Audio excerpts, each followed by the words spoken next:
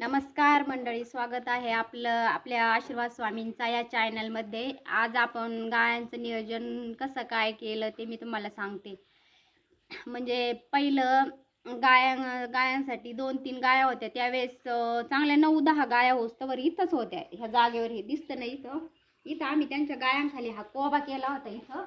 पण नंतर मग त्यांना जागा खूप जास्त म्हणजे अशा अपुरी पडायला लागली. नंतर मग गाया पण वाढल्या. नंतर मग आम्ही काय केलं, गायांसाठी मुक्त गोठा करायचं ठरवलं. पण त्या मुक्त गोठ्यासाठी ना मग इथंच म्हटलं आता मुक्त गोठा केला म्हणजे गाया तिकडं राहत्या आणि इथं वापरायला जागा होईल आपल्याला. त्या दृष्टिकोनातून आम्ही तो गोठा दिसतो का, मग तिथं गोठा केला. पण तिथं भर आम्हाला खूप टाकावी लागली. म्हणजे 50 टेलर तर तिथं मुरमाचेच लागले त्यावेळेस. आणि तिथं मग पाण्या बिण्याची सोय झाली, कारण शेण काढायचा वैताग नाही एवढा. ते गोळा केलं म्हणजे फळीनी गोळा केलं ट्रॅक्टरच्या तरी होतं. मग नंतर आम्ही काय केलं, गाया तिकडे हे केल्या. पण 2-3 दिवस गायांनी असा वैताग दिला आम्हाला, तर त्याच्यात घालून पस्तावा आला त्या गोठ्यात. पण नंतर आता ते मुक्त गोठ्यामुळं थोडंसं सुख पण म्हणजे असं माणसाला मिळाल्यासारखं होतं. कारण शेणाचा वैताग राहत नाही. इथं आम्हाला 3 टाईम शेण उचलायचो तरी गायांखाली तेवढाच राडा राहायचा. पण नंतर आता आम्हाला काय होतंय, जमीन अपुरी असल्यामुळे ना आम्हाला ऊस विकतच घ्यावं लागतं. त्याच्यामुळं ऊसाला पैसे जास्त जाणारच. पेंड भुसा आणायचं म्हटल्यानंतर पेंड भुसाला जाते. त्यामुळे आपल्याला काय वाटतं का जास्त पैसे म्हणजे आपल्याला मागं काहीच शिल्लक राहत नाही. पण तसं काहीच नाही बरं का. कारण आपला घरचा ऊसबीज जर असला ना तर पैसे मागं पडतात. कारण आपल्याला 10 दिवसाला जो पगार होतो, आपल्याला दुसरं तरी कोण 10 दिवसाला एवढे पैसे देणार आहे. आणि त्याच्यामुळे आम्ही गायांचं नियोजन आम्हाला परवडू कांद्यासारखा खेळ हा. कधी ते एकदम म्हणजे दुधाला भाव वाढले तर हा धंदा परवडतो, किंवा दुधाचे भाव कमी झाले तर आपण तोट्यात पण जातो. पण सगळे दिवस काही माणसाची सारखी नसतात.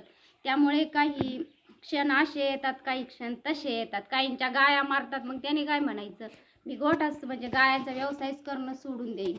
एखाद्याचा ट्रॅक्टर बिघडला किंवा एखाद्याचा कांद्यात तोटा झाला तर त्याने काय म्हणायचं, मी शेती सोडून देईन. असं तर नाही आहे. त्याच्यामुळं आम्ही पण आमच्या म्हणजे आमच्या गाई एक मागं मेली, मी तुम्हाला सांगितलेलंच ती. पण आम्ही काय त्याचं हे धरलंच नाही. आता ते बघा आमचा गोठा आहे. आता तिथपासून तिथपर्यंत आम्ही गोठा केलेला आहे. आणि आमचा व्यवसाय म्हणजे आम्हाला परवडू नाही परवडू असं लोक मस्त. एखाद्या वेळेस चारा कमी पडला किंवा घास नसल्यानंतर गायांचं कसे तब्येती थोड्या घासरत्यात. पण मग त्याच्याकडे एवढं लक्ष देऊन जमत नाही आपल्याला. कारण मग आपल्याला सगळंच म्हणजे असं बघायचं म्हटल्यानंतर आहे ना, मग आम्ही काय केलं, आमच्या दृष्टीने जसं होईल तसं आम्ही करीत राहिलो. म्हणजे चारा आम्ही जनावराला भरपूर घातला. पण मग आम्ही काय केलं, ते छोटा ट्रॅक्टर होता त्यावेळेस, हा दिसतो हा, या ट्रॅक्टरनी चारा आणायचा आम्ही. त्याला मागं टेलर. पण एखाद्या ठिकाणी ट्रॅक्टर जर बंद पडला ना, त्याला आम्हाला अख्खा दिवस त्या कधी कधी तिकडंच जायचं. आमचा सकाळी गेलेला 7 वाजता माणूस, संध्याकाळी ते जवळजवळ 4ला घरी यायचे. म्हणजे इतके सुद्धा कष्ट म्हणजे लई तकलीफ झालेली त्याच्यात. आणि त्यावेळेस ऊस तोडायचा, भरायचा, फसलं तर तिथं येणं द्यायच्या. मग असं करून करून आम्ही गोठा झाल्याच्या नंतर आम्ही ट्रॅक्टर घेतला चाऱ्यासाठी. मग चाऱ्यासाठी पण तो आज ट्रॅक्टर आता आज इथं दाखवायला नाही आहे. पण नंतर आम्ही मग काय केलं, ट्रॅक्टर घेतल्याच्या पुढं मग त्याच्यात ऊस आणायला लागलो. त्यापासून थोडंसं सुख झालं. मग असं करता करता पुढचं एकदा गोठा झाला, एकदा ट्रॅक्टर झाला, म्हणजे जनावरांची तकलीफ आपल्याला कमी झाली. मग त्यामुळं आता आम्ही एवढं म्हणजे हे नाही आता करायचं ठरलं तर मग माणूस काय म्हणतं, कष्ट करायचे ठरलं तर यशसुद्धा माणसाला भेटतं. त्यामुळे आम्ही काय करतो, मग कधी नुकसान झाली, कधी नाही भाव भेटला. आता बघा आमच्या गायांची फॅट लागतच नव्हती खरं म्हणजे. तर आम्ही हे काय केलं, काल आता याचं नाव तर नाही मी सांगू शकत, पण याच्यातली पावडर आणली याच्यासाठी, फॅट लागण्यासाठी. पण कोणती पावडर आहे मला तर काही सांगता येणार नाही, पण ही पावडर आणलेली आहे. तर तुमच्याकडे जर काही दुसरं जर हे असलं फॅट लागण्याविषयी तर आम्हाला तुम्ही पण सांगा.